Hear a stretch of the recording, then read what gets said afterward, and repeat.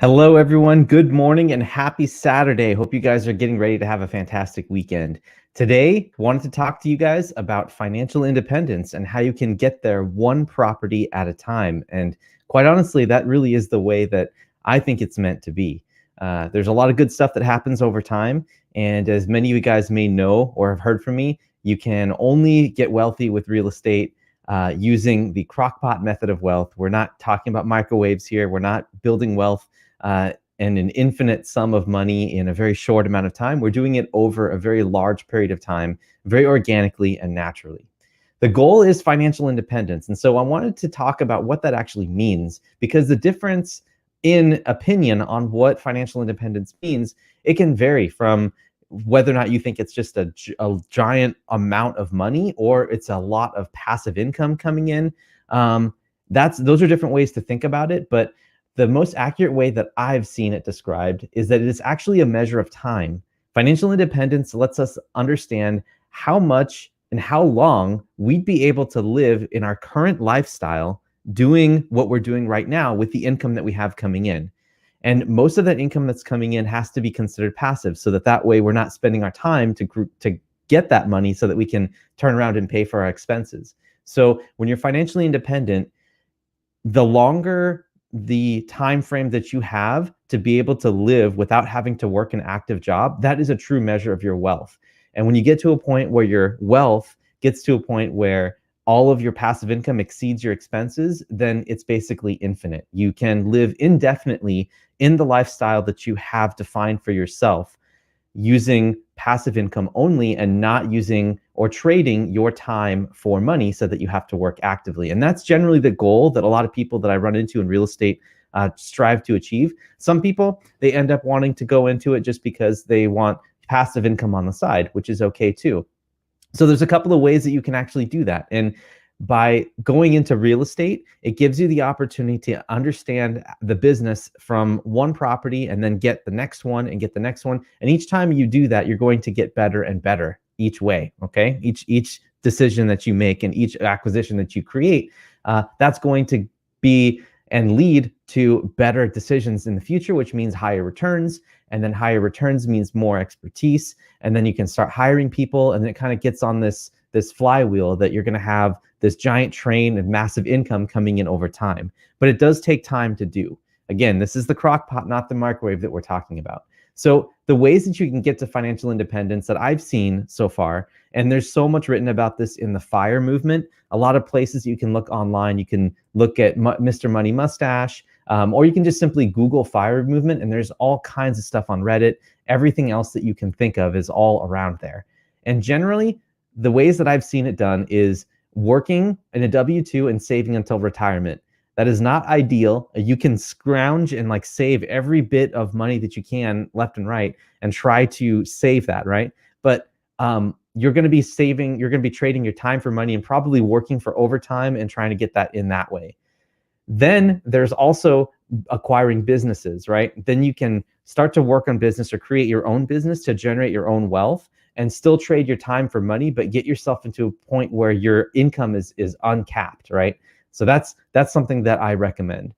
If you're going to start working in either of those two fields, maybe you can do a combination of the two. That's kind of like the middle ground. And when I consider buying rental property, I consider it that second world where you're on business of your own. You're really trying to get out there and make something happen.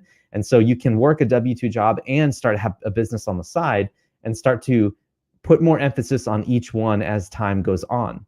And as long as you're continually investing and trying to build up your portfolio and getting one property at a time, maybe it's one property that you're setting a goal for, right? Like maybe you want to say, all right, if my goal is to become financially independent by the time I'm 40 or 45 or 50 or 20 years out or 15 years out or 10 years out, then you can set a passive income goal that you need to hit, right? Let's say you need $100,000. Well, if you need to hit $100,000, then that means you'll need 10 properties that can return to you $10,000 a year, right? And then you start to back out, okay, how much cash do I need in order to fetch the $10,000 per year? What can I do with refinancing? How can I move money around? And it starts to get you thinking about how to do this over a long period of time. So when I say one property at a time, it means that you sit down, you set out a goal, right? And then each property that you buy is going to add more income to your bottom line. And believe it or not, this actually happens and starts to build a lot quicker than you think, because I was just talking with another coaching client of mine, and he just bought a duplex in the Midwest. And when he bought that property, he's like, wow, this is going great. I didn't think this was going good, but now I'm having problems finding the next property. How am I going to do this? The thing is as long as you set a goal, right, and you understand where your passive income is coming in, each one of those properties that comes in, you start to understand, oh my gosh, like I could accelerate my savings. So as you finish one property and it's making money, you start to get motivated to get the next one. And so you start to get this kind of turning over effect, and your brain starts shifting. You start understanding, boy, as I get this one property, man, it'll take me about 6 months or 7 months to save up to buy the next property, but let's try that, right? And then you'll find out that as your brain tries to attract itself to getting more property quicker, you actually discover, oh man, I actually can get this done in 5 months. And then you buy your property in 5 months, the next one. And then now you have 2 properties, and those properties are cash flowing to you. So they're helping you save for the next property. Plus you're getting motivated to save even more, to invest more into the next property. And you keep doing this over and over again. And every time you do it, you're going to get better at making decisions and finding the right people to work with. And so that's one of the reasons why I highly recommend that you go in and start with the very first property just to learn something. And as long as you learn something and you carry it through to the next property and just stay patient, I'm a huge proponent of the dollar right now going down in value. So if you can buy something right now with mostly other people's money in an asset that's depreciating, like the US dollar, that's going to be great. So I really, really recommend that you get into it that way and just take it one step at a time. Set some really easy goals for yourself so that you can stick with the process and keep the thing rolling, because that's really how it all works. You're not going to get everything done in 1 year. It's just not possible. So you got to break it down. Take the elephant and break it down into small pieces and eat it in a very, very deliberate and small way each year. Take steps every day, be consistent with your action, and you're going to get there. So remember, the way I like to describe it in my book, actually, Real Estate Investing for Part-Time Real Estate Investing for Full-Time Professionals, I like to break it down and basically say that each property that you buy is like a Lego brick, right? Because it's a little form of passive income that you can bring into the table. And every time that you bring in more and more of these Lego bricks, it'll allow you to build more and more things, and you can start attracting other bricks to you. So that's the way that I would consider investing in real estate over the long term, and why it makes sense to do it one property at a time. If you keep doing this, I'm confident that any goal that you set for yourself, if it's going to be $100,000 or something similar to wherever your lifestyle is right now, you should be able to become financially independent if you wish to do so in about 7 to 10 years. Because the stepwise process of learning something every time you buy a property, not only on the financial realm, but also in the personal realm and the desire, right, will start to get stronger and stronger, and it will get easier and easier because you have more networks there, and you'll have more income coming in from your properties, and you'll understand how to make decisions and what makes sense and what doesn't, and you're just going to get a lot quicker with a lot less effort. So I just encourage you guys to stick with it, okay? The only other thing that I wanted to consider too is that when you're starting to build your income streams in your portfolio, consider building yourself a runway, right? Give yourself a little bit of a time frame to say, okay, I'm just going to save up some money so I have a buffer between me and disaster, for your rental properties. And then also start doing budgets. Be aware of what you're spending and really, really understand what your goal is. If you're not clear on what your goal is going to be, you're not going to be able to hit it because you don't know what you're going towards, right? So if you have the information and you understand where you are as a person and where you need to get, that helps you break down the goals, right? To say, okay, I need to buy this many properties per year, whether it's 1 or 2 or whatever, to be able to achieve this type of return. And all I got to do is execute on it this way, right? You take that yearly goal of buying 1 property a year and saying, okay, this year and this month, what can I do in order to buy my property in this 1 year? And being mindful of your lifestyle and mindful of your expenses, creates a double effect for your passive income, because it will allow you more room for investing, because instead of spending money in expenses and things that you don't need, you're actually taking that money over time and putting it into assets that increase in value. That's one. And then second, by cutting down your expenses, it makes your barrier to financial independence lower.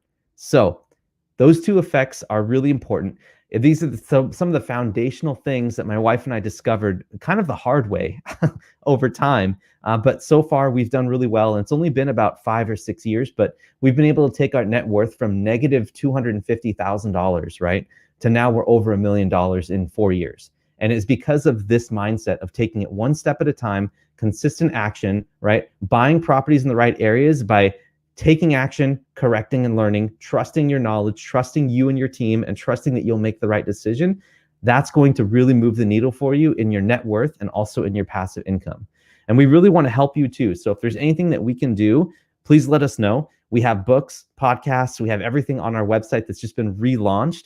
And so if you want to learn about how to do this either on single family homes, we can help you there. And if you want to learn how to do this on passive investments with syndications, that's also another option too for those of you who are too busy and want all of the rewards of investing in real estate, but not all of the effort. And so that's one offering that I can give you guys as well. And there should be plenty of that out there. Just make sure that you're working with the right people. And so with that being said, you guys, I don't want to take up too much more of your morning.